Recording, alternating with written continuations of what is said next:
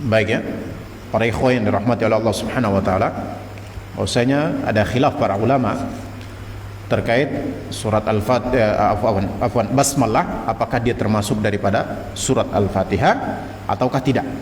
Ya. Bahwasanya pendapat yang pertama tadi mengatakan apa? Bahwasanya dia termasuk surat Al-Fatihah dan hendaklah dibaca dengan jahar di dalam salat jahriyah. Ya, di dalam salat jahriyah. Dan ya, mereka berpandangan bahwasanya salat itu tidak akan sah kecuali dengan membaca basmalah, yaitu basmalah secara jahar, karena basmalah itu termasuk daripada surat Al-Fatihah. Itu pendapat yang pertama.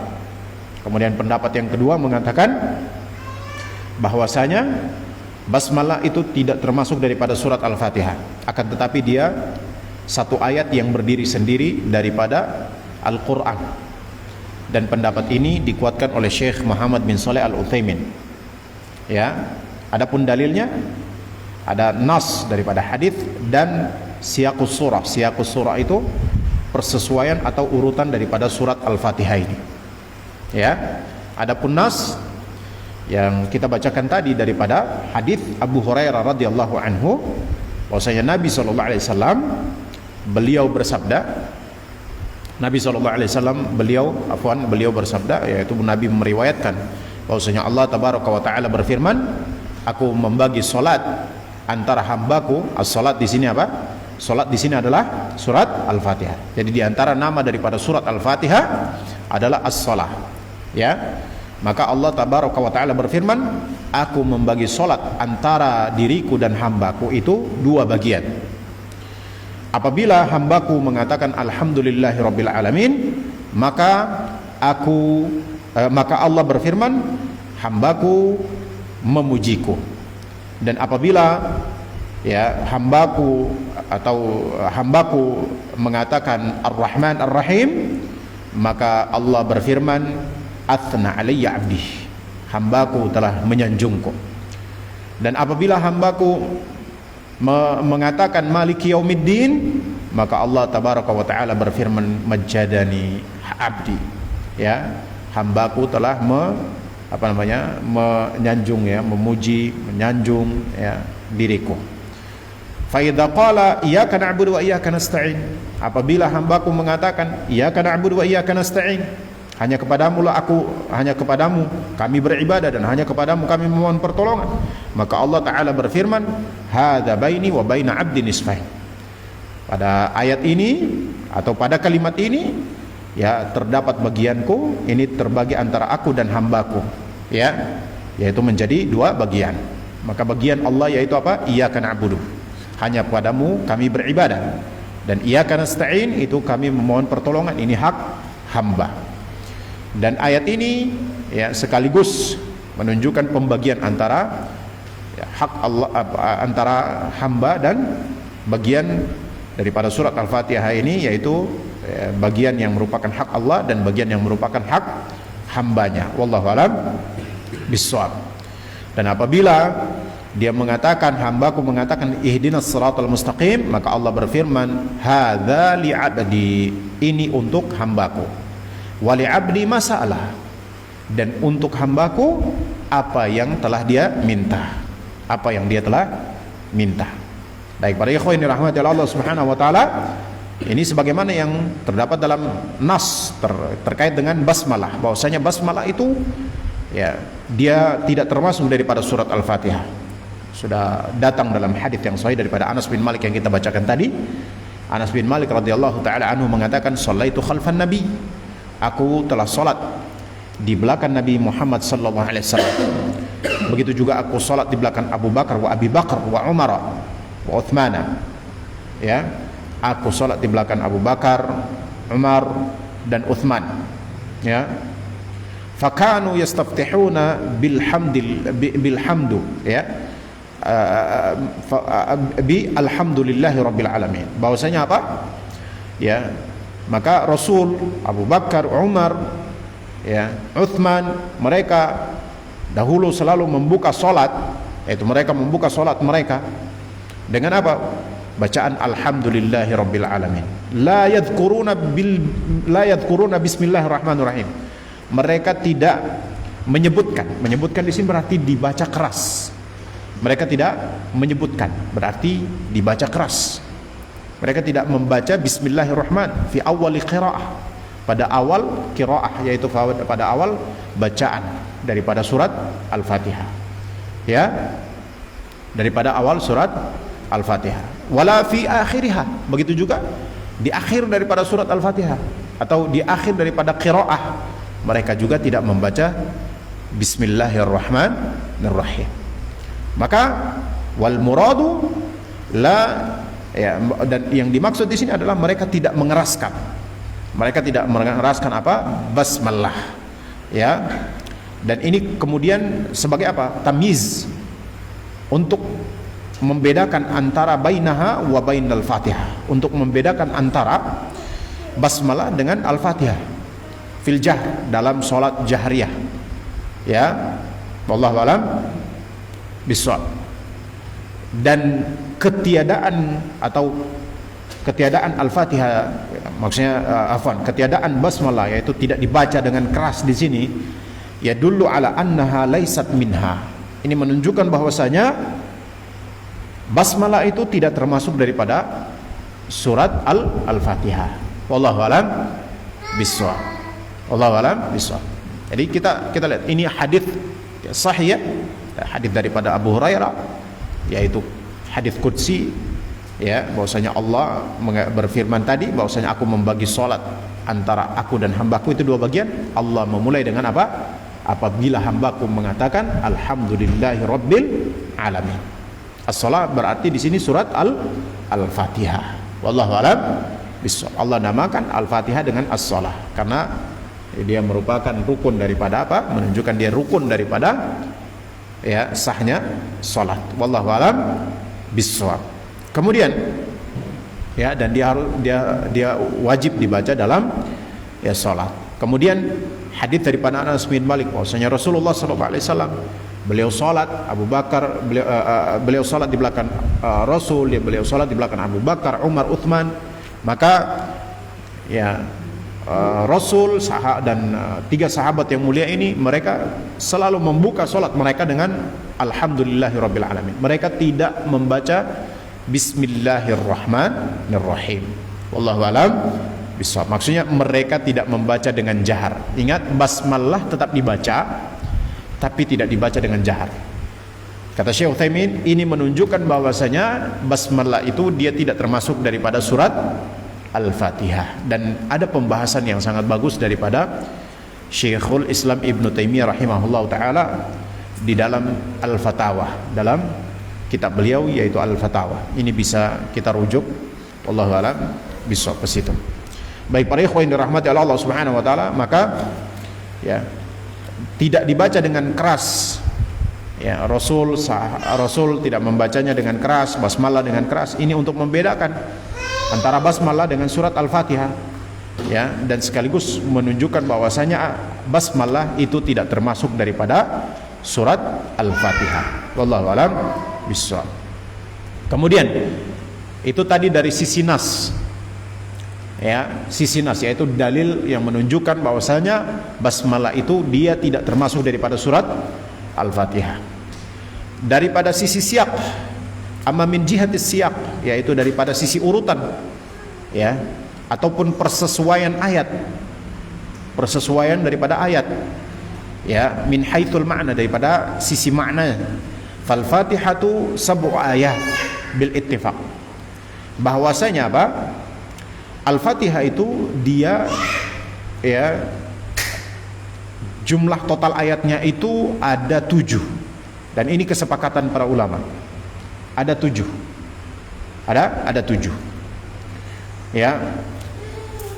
Kata Syekh, apabila wa idza aradta an tuwazzi'a sab'a ayatin, ya, sab'a ayat ala mawdi'is surati, wajadta anna nisfaha wa qauluhu ta'ala. Kata beliau bahwasanya apa? Apabila kamu ingin membagi 7 ayat tersebut, ya, 7 ayat tersebut, ya, ala maudhi' surah, tentunya pada surat ini, ya, maka engkau akan mendapatkan ataupun yang pertengahan daripada surat ini yang menjelaskan tentang surat ini, batasan daripada surat ini, ya, wallahu a'lam bishawab. Maka kamu akan mendapatkan bahwasanya pertengahan daripada surat ini adalah pada firman Allah, yaitu iyyaka na'budu wa iyyaka nasta'in. Jadi pertengahan yang membedakan antara hak Allah dan hak hambanya, yaitu tepatnya di iyyaka na'budu wa iyyaka nasta'in, ya kan? Ini yang dia menjadi pertengahan yang membedakan atau yang menunjukkan bagian daripada Allah dan bagian daripada hambanya, ya. Makanya seperti yang dijelaskan di sini kata Syekh Utsaimin, maka antum lihat iyyaka na'budu wa iyyaka nasta'in wa hiyal ayatul lati qala Allahu fiha, dia adalah ayat yang Allah tabaraka wa taala telah firmankan tentangnya, yaitu qasamtus sholata baini wa baina 'abdi nisfain, yaitu apa? Aku membagi as-shalah itu antara hambaku dan antara diriku dan hambaku itu dua bagian. Ya, dua bagian. Kenapa? Karena alhamdulillahirabbil alamin itu satu ayat. Itu satu ayat. Kemudian Ar-Rahmanur Rahim itu juga satu ayat. Itu yang kedua. Jadi yang pertama itu alhamdulillahirabbil alamin. Yang kedua itu Ar-Rahman Ar-Rahim. Yang ketiga itu Maliki Yaumiddin. Maliki Yaumiddin. Wa kulluha haqqun lillahi azza wajalla. Nah, 3 ayat yang pertama ini yang kita sebutkan ini, dia merupakan haknya Allah Subhanahu wa taala. Adapun iyyaka na'budu wa iyyaka nasta'in, ini yang keempat. Ya, dan dia ini adalah pertengahan antara hak Allah dan hak hamba. Wahya qisman, ya, dan dia ini dua bagian. Bagian yang pertama adalah hak Allah, yaitu pada kalimat apa? Iyyaka na'budu, ya, dan bagian yang kedua itu adalah hak hamba, yaitu apa? Iyyaka nasta'in. Iyyaka nasta'in. Maka ayat iyyaka na'budu wa iyyaka nasta'in dia ini adalah pertengahan. 3 ayat pertama adalah milik Allah, hak Allah, ya, sedangkan yang menjadi pertengahan antara hak Allah dan hak hamba adalah pada ayat iyyaka na'budu wa iyyaka nasta'in. Wallahu a'lam bishawab. Nah, kemudian ini dari sisi siyak urut dan keseimbangan ayat, dari sisi makna, ya. Kemudian kata beliau, ya, sedangkan ihdinas siratal mustaqim, ya, ihdinas siratal mustaqim itu bagi hamba Allah Subhanahu wa taala. Begitu juga siratal ladzina an'amta alaihim, itu juga bagi hamba. Berarti ini ayat yang keberapa? Ayat yang keberapa? Kelima, yaitu ihdinas siratal mustaqim. Ayat yang keenam adalah siratal ladzina an'amta alaihim. Sedangkan ayat yang terakhir, yaitu ayat yang ketujuh, adalah ghairil maghdubi alaihim waladdallin. Wallahu a'lam bishawab. Jadi ini keseimbangan. Jadi ayatnya ayatnya terbagi menjadi, ayatnya ada 7, surah Al-Fatihah itu ada 7 ayat. Maka pertengahannya adalah apa? Iyyaka na'budu wa iyyaka nasta'in. Dan ini telah ditunjukkan oleh nas yang kita sudah bacakan tadi. Wallahu a'lam bishawab. Bahwasanya Allah Subhanahu wa taala berfirman, qasamtus sholata baini wa baina 'abdi nisfain. Aku membagi salat itu antara hambaku dan antara aku dan hambaku itu 2 bagian.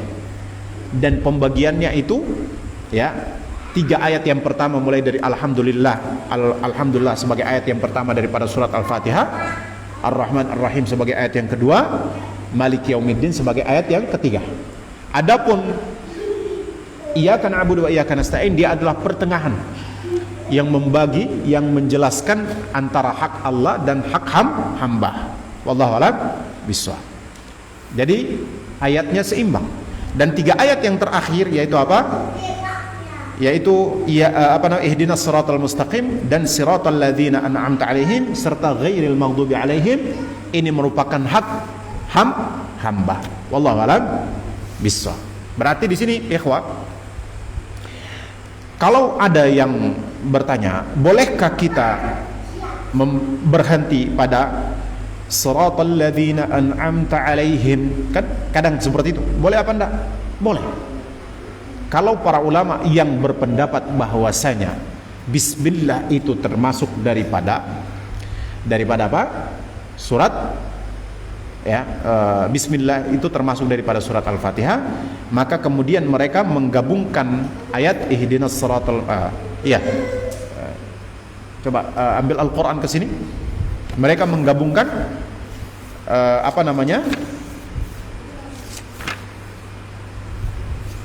buka surat Al-Fatihah, antum buka di surat Al-Fatihah itu.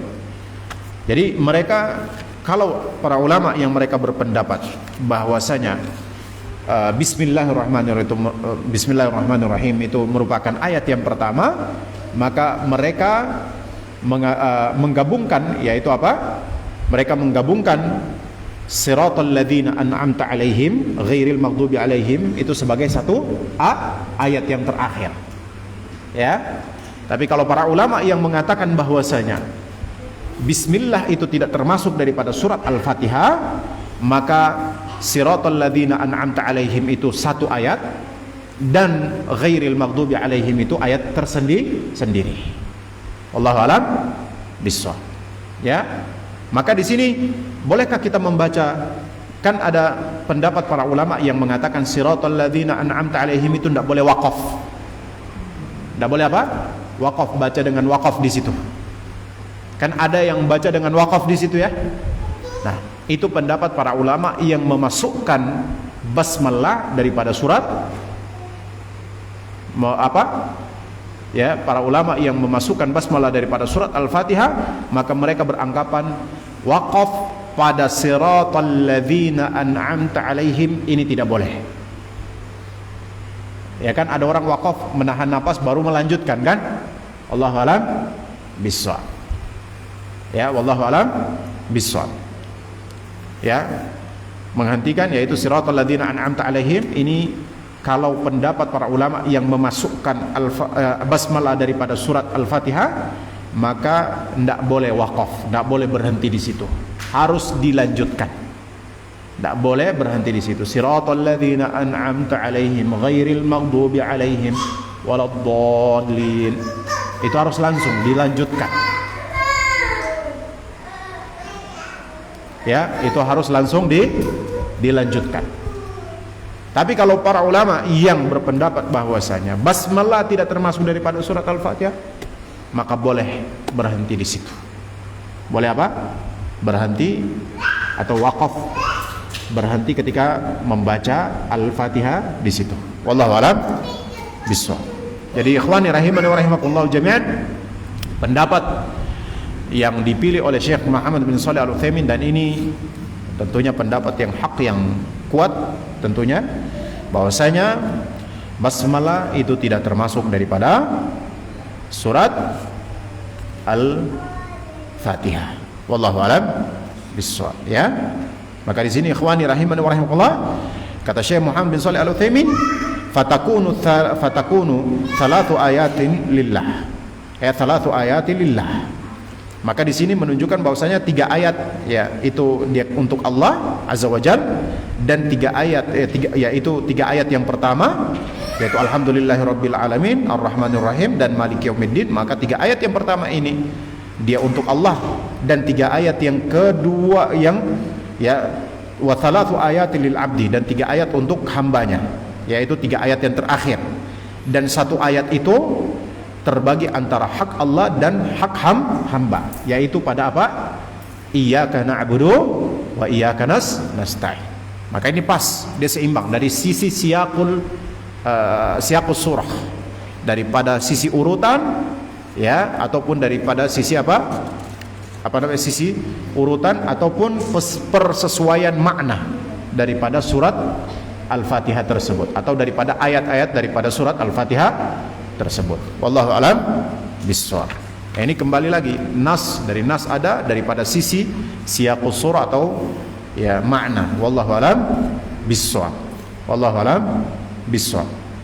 Maka ada para ikhwan yang dirahmati Allah Subhanahu wa taala. Jadi ikhwan, pendapat yang kuat bahwasanya apa? Bahwasanya basmalah itu tidak termasuk daripada surat Al-Fatihah, tapi dia tetap dibaca. Ingat, dia dibaca di dalam sholat, dibaca dengan sir, wallahu a'lam bissawab. Ya, baik para ikhwan yang dirahmati oleh Allah Subhanahu wa taala. Jadi ini bahasan kita terkait dengan basmalah ya. Nanti insyaallah kita akan lanjutkan lagi pada pertemuan berikutnya. Semoga Allah tabaraka wa taala memudahkan kita. Nanti kita bahas daripada sisi daripada sisi lafaz ya. Daripada sisi lafaz. Wallahu alam bissawab. Wallahu alam bissawab. Yaitu daripada sisi persesuaian atau daripada urutan lafaz. Maka kalau kita lihat biasa surat Al-Fatihah itu dia seimbang ayatnya. Itu dari sisi lafaz. Dari sisi lafaz ayat-ayatnya itu seimbang, tidak terlalu panjang, tidak terlalu panjang. Ya, sehingga antum lihat kalau memasukkan basmalah daripada surat Al-Fatihah, maka udah pasti nanti ayat ada yang lebih panjang satu, yaitu pada ayat yang terakhir. Wallahu a'lam bissawab. Tapi kalau basmalah dikeluarkan daripada surat Al-Fatihah, maka ayatnya seimbang. Ini dari sisi siyaqul lafz, yaitu min haitsul lafzi. Wallahu a'lam bissawab. Daripada sisi lafaz, maka dia seimbang ya, baik yang 3 ayat yang pertama, pertengahannya, kemudian 3 ayat yang terakhir, dia seimbang ya. 3 ayat yang terakhir milik yang merupakan hak hamba, itu dia panjangnya sama. 3 ayat yang pertama hak Allah, itu dia panjangnya sama ya. Antara hak Allah dan hak hamba pada iyyaka na'budu wa iyyaka nasta'in, maka dia seimbang di situ. Tapi kalau dibuat atau dimasukkan basmalah daripada Al-Fatihah, maka otomatis ada yang lebih panjang. Maka ini tidak seimbang. Wallahu a'lam bissawab. Maka di sini daripada sisi makna, daripada sisi lafaz, kemudian daripada sisi nas, dalil, yaitu daripada hadis, menunjukkan bahwasanya basmalah itu tidak termasuk daripada surat Al-Fatihah. Tapi tentunya ketika kita berada pada orang-orang yang berpendapat, kita sholat di tengah orang-orang yang berpendapat bahwasanya ya basmalah itu bagian daripada Al-Fatihah, maka kita harus bijaksana. Bijaksana itu begini. Kita tidak mengorbankan prinsip, ya kan? Kita tidak mengorbankan prinsip. Kita juga tidak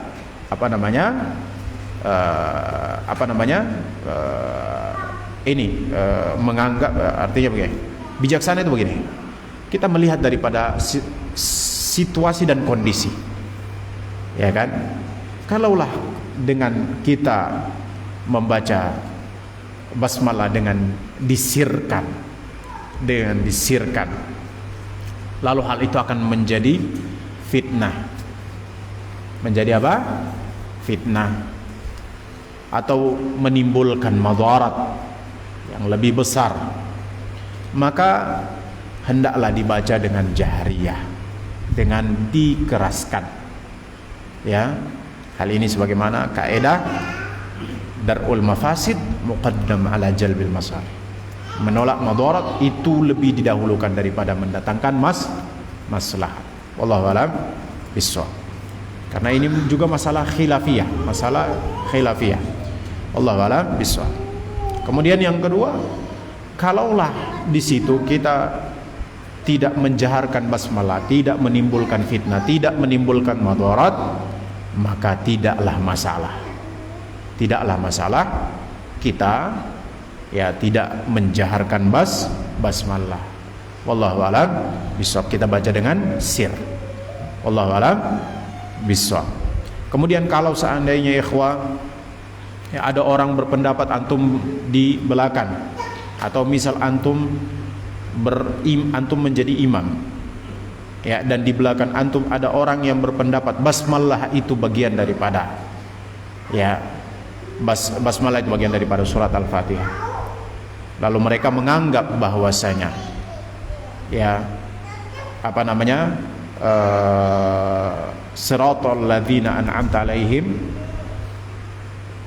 itu adalah satu ayat dengan ghairil maghdubi alaihim, dan tidak boleh wakaf berhenti di situ, maka ahsannya antum tidak wakaf di situ. Wallahu a'lam bishawab.